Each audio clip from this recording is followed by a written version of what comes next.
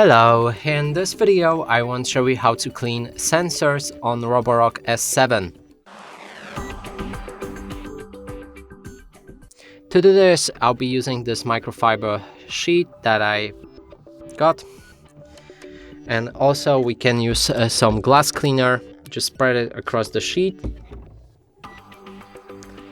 and then we can find all of the sensors underneath, and there's also sensors in front.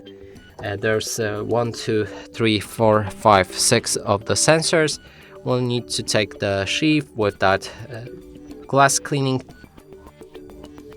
and then swipe them across the sensors. Now let's move to the front one. This one is much harder to reach, so you can use something like a toothbrush or anything else and then just put it on your wipe and clean the sensor. And that's it for this video. Hope you like it. Please consider subscribing to our channel, leave a like and a comment below.